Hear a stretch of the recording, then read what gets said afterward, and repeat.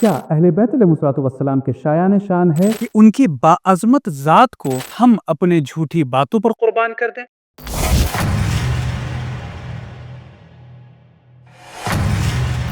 چراغ ہدایت، روشنی کا پیغام۔ بسم اللہ الرحمن الرحیم۔ جھوٹی قسم، جی ہاں، ہماری بری عادتوں میں سے ایک سب سے بری عادت کہ جسے ہم ہمیشہ دھڑلے سے انجام دیتے ہیں اور روز انجام دیتے ہیں۔ ہم اللہ کی عظمت کا اقرار تو کرتے ہیں، مگر اللہ کی ان تمام تر عظمتوں کو اپنے اس جھوٹ پر قربان کر دیتے ہیں کہ جس جھوٹ پر لوگوں کے یقین کو ہمیں کسب کرنا ہوتا ہے۔ کیا اللہ کی تمام تر عظمت اس بات کے شایان شان ہے کہ ہم اس کی تمام تر عظمتوں کو اپنے جھوٹ کے اوپر قربان کر دیں؟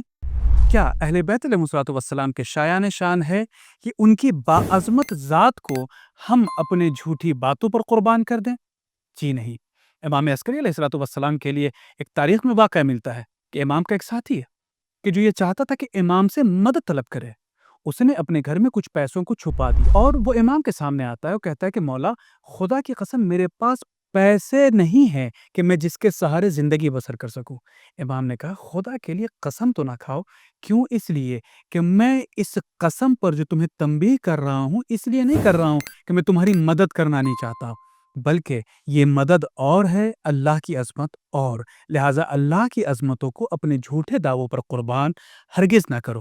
پھر تاریخ نے یہ آگے بڑھ کر کہا کہ امام عسکری علیہ السلام نے اپنے غلام کو آواز دیا اور یہ کہا کہ جاؤ، جو کچھ گھر میں ہے اسے عطا کر دو۔ امام کا وہ غلام اپنے گھر میں جاتا ہے اور امام جس پوٹلی میں درہم و دینار جمع کیے ہوئے تھے وہ پوٹلی اٹھاتا ہے اور اس سائل کے حوالے کر دیتا ہے۔ اس واقعے سے ہمیں یہ پتہ چلتا ہے کہ ہم اپنی جھوٹی اور چھوٹی خواہشوں پر اللہ کی ذات کو قربان ہرگز نہ کریں۔ وہ ذات بلند و بالا ہے اور ہماری خواہشیں بہت زیادہ چھوٹی۔